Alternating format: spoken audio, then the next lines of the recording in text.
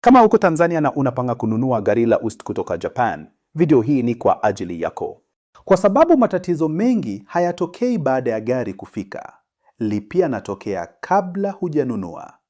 Pale wanunuzi wanaporuka, ukaguzi muhimu unaoleta tofauti.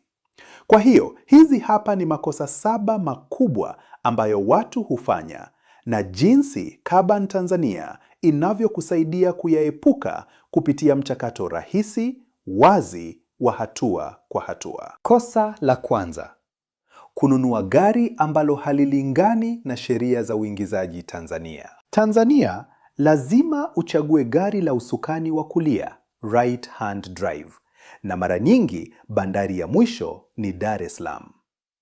Kwenye Kaban Tanzania unaangalia tu magari yaliyoorodheshwa kwa Tanzania. Hivyo hupotezi muda na chaguo zisizo sahihi. Unachagua kwa model, mwaka, mileage na auction grade, na kila kitu kimepangwa wazi. Kosa la pili: kutokuthibitisha hali halisi ya gari. Kaban unapata ripoti 2 za ukaguzi kabla hujaamua: auction sheet ya asili pamoja na Kaban inspection report. Hapa ndipo unathibitisha mambo muhimu: hali ya nje, hali ya ndani na matatizo maalum kama warning lights, mikwaruzo ya bampa, uchakavu wa ndani na michubuko ya magurudumu, pamoja na picha na maelezo. Huu ndio uwazi unaoweza kuutumia kweli. Kosa la tatu: kupuuza vitu vya uchakavu vinavyokuja kuwa gharama kubwa baadaye. Hata kama gari linaonekana safi, vitu vinavyovaliwa, consumables, vinaweza kukugharimu. Hiyo ni tairi na breki. Usione tread kwa upande mmoja tu. Uchakavu usio sawa wa tairi unaweza kuonyesha shida ya alignment au suspension. Breki zinapaswa kuwa laini na thabiti, si za kelele au kutikisika. Kwa Kaban inspection report na picha zilizo wazi, unaweza kuona uchakavu mapema na kufanya uamuzi bora kabla hujalipa. Kosa la 4: kuruka ukaguzi wa nyaraka, halafu unakwama wakati wa clearing. Kwa Tanzania, nyaraka zako ni muhimu kama gari lenyewe. Unahitaji original sahihi ziwe tayari kwa customs na usajili. Ukiwa na Kaban, unaweza kufuatilia na kupakua nyaraka muhimu kupitia dashboard yako na utapokea unachohitaji, ikiwemo invoice na shipping paperwork. Hivyo, hakuna kitu kitakachokosekana baadaye.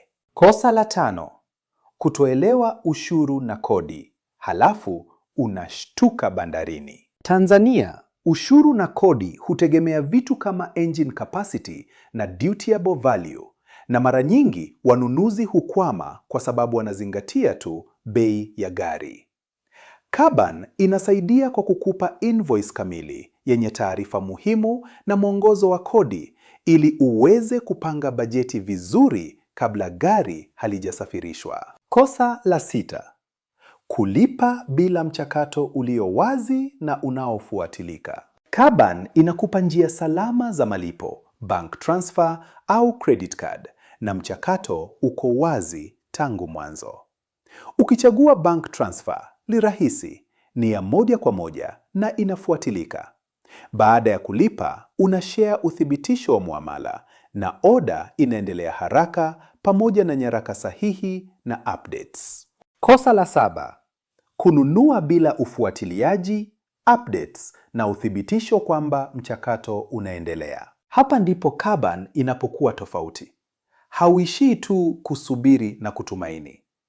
Unaingia kwenye Kaban dashboard kufuatilia maendeleo halisi ya meli, vessel progress, kupakua nyaraka zako na kufuatilia kila hatua kwa uwazi. Ready to ship, kisha shipped, kisha arrived. Kila wakati unajua gari lako liko wapi na hatua inayofuata ni nini. Ili kuangalia magari yaliyopo sasa hivi, tembelea www.kaban.tz.